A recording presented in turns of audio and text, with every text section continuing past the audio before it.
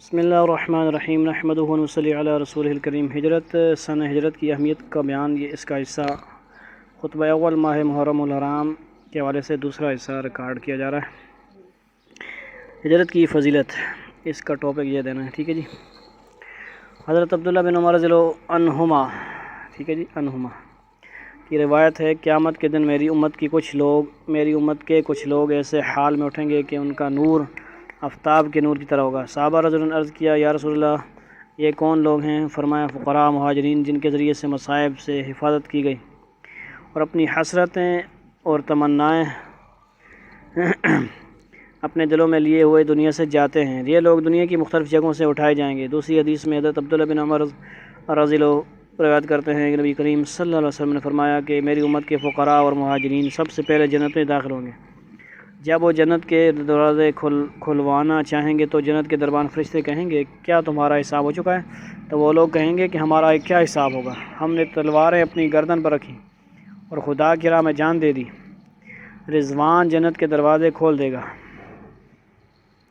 یہ لوگ عام لوگوں سے 40 سال پہلے جنت میں داخل ہوں گے۔ سبحان اللہ۔ غزوہ خندق کے دن جب مہاجرین و انصار خندق کھود رہے تھے، تھکے ہوئے تھے، بھوک و فاقہ سے نڈھال تھے، پیاس سے تشنہ بلب تھے،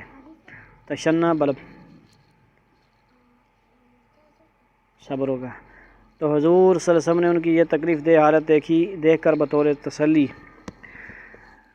کہ ارشاد فرمایا، اللہم لا عیش الا عیش الآخرہ، اے اللہ، عیش تو آخرت کا عیش ہے، یعنی تسلی دے رہے تھے کہ اے مہاجرین و انصار، فکر نہ کرو، ان تکلیفوں کے بدلے آخرت میں اللہ تعالیٰ تمہیں دے کر خوش کر دے گا۔ سبحان۔ ہجرت اور توکل۔ مہاجر ہجرت اللہ کے لیے کرتا ہے، ٹھیک ہے، کیونکہ اس کا اللہ پر یقین ہوتا ہے اور اللہ پر توکل و اعتماد کر کے وہ ہجرت کرتا ہے۔ جناب نبی کریم صلی اللہ علیہ وسلم جب ہجرت کی پہلی منزل غار ثور میں تھے تو مشرکین تلاش کرتے ہوئے وہاں تک پہنچ گئے۔ حضرت ابوبکر صدیق رضی اللہ عنہ کیا رسول اللہ، اگر مشرکین ذرا سا بھی نیچے دیکھیں تو ہم ان کو نظر آ جائیں گے، سمجھ آئی؟ قربان جائیں سرکار صلی اللہ علیہ وسلم کے توکل پر۔ فرمایا، اے ابوبکر، تمہارا ان دو شخصوں کے بارے میں کیا خیال ہے جن کے ساتھ تیسرا اللہ ہے؟ ٹھیک ہے جی۔ قرآن میں کیا آتا ہے؟ کیا فرمایا؟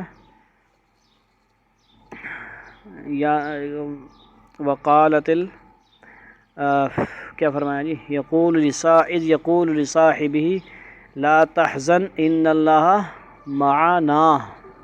ہم دونوں کے ساتھ تیسرا کون ہے؟ اللہ۔ جب کہ موسیٰ علیہ السلام نے کیا فرمایا؟ قال کلا ان معی ربی سیہدین۔ سمجھ آئی نا گل؟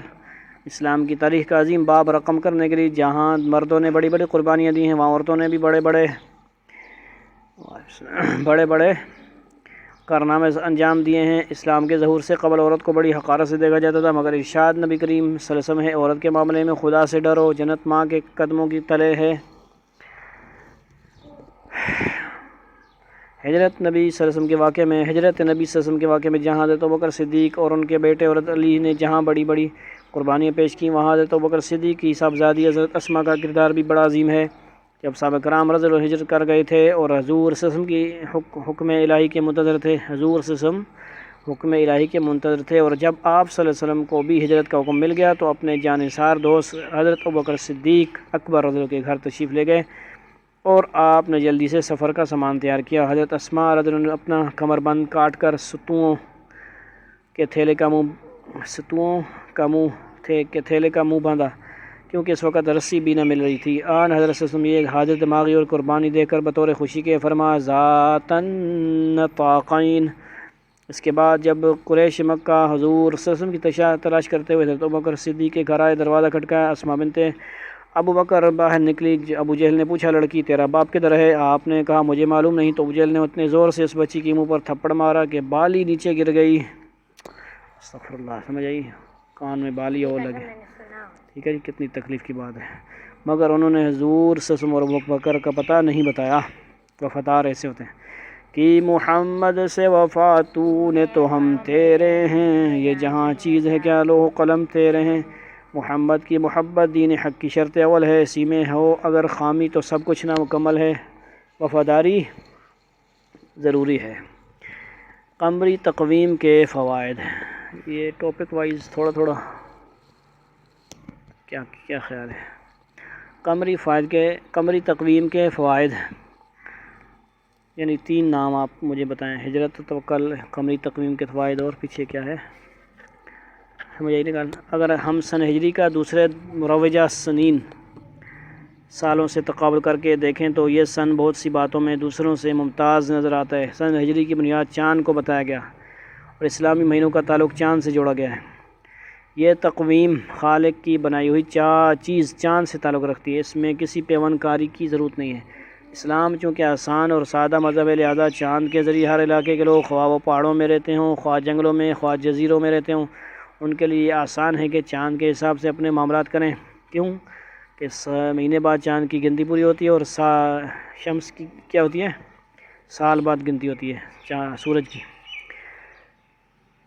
سمجھ آئیے معاملات، اس میں کوئی مشکل و پیچیدگی نہیں، پڑھ لکھے اور ان پڑھ سب ہی آسانی سے حساب کر لیتے ہیں۔ اس کے برعکس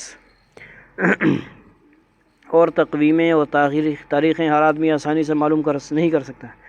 چاند چونکہ ہر جگہ طلوع ہوتا ہے اور بآسانی دیکھا جا سکتا ہے، کوئی لمبے چوڑے حساب کتاب کی ضرورت نہیں، مگر دوسری تاریخوں میں یہ بات نہیں ہے۔ نمبر 2، اسلام چونکہ دین فطرت اور دین عدل و انصاف ہے، اس میں مساوات و ہماگری ہے۔ اللہ تعالیٰ نے یہی پسند فرمایا ہے کہ اسلامی مہینے عدلتے بدلتے موسم میں آیا کریں، لہذا قمری تقویم کو بنیاد قرار دیا۔ اگر اسلام دیگر اقوام کے طریقوں کو گوارا کر لیتا، یعنی شمسی تقویم کو قبول کر لیتا، تو رمضان کا مہینہ ماہ صیام کسی ایک مقام پر ہمیشہ ایک ہی موسم میں آیا کرتا، جس کا لازمی نتیجہ یہ ہوتا کہ یعنی فروری ہوتا، فروری کی جگہ وہ رمضان ہی ہوتا۔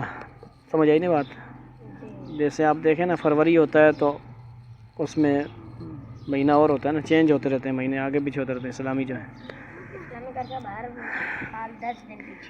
ٹھیک ہے جی، نتیجہ یہ ہوتا ہے کہ نصف دنیا کے مسلمان جہاں موسم سرد اور دن چھوٹے چھوٹے ہوتے ہیں ہمیشہ آسانی میں رہتے ہیں۔ روزے کے علاوہ سفر حج کا بھی یہی حال ہے، لہذا مساوات و جہانگیری کا تقاضا یہی تھا کہ ماہ و سال کا حساب قمری تقویم پر مبنی ہو۔ دنیا بھر کے مروجہ سنین کا آغاز متعلق ہے یا کسی بادشاہ کی پیدائش پر سن کا آغاز کیا گیا، یا وفات پر، یا زلزلہ و کسی حادثہ پر۔ مسلمانوں کے لیے سن ہجری کا آغاز حضرت نبی سے شروع کیا گیا، یعنی قربانی سے۔ یہ اشارہ ہے کہ مسلمان اسلام کی خاطر کسی بڑی سے بڑی قربانی سے بھی دریغ نہیں کرتے۔ اسلامی تقویم میں مہینہ کا پہلا دن مبارک جمعہ قرار دیا گیا ہے۔ یکم محرم ہجری کو بھی جمعہ تھا۔ جمعہ کو اجتماعی طور پر اللہ کی عبادت کرنے کا دن اور ذکر کا دن قرار دیا گیا۔ مسلمانوں کو چاہیے، اور یہ والے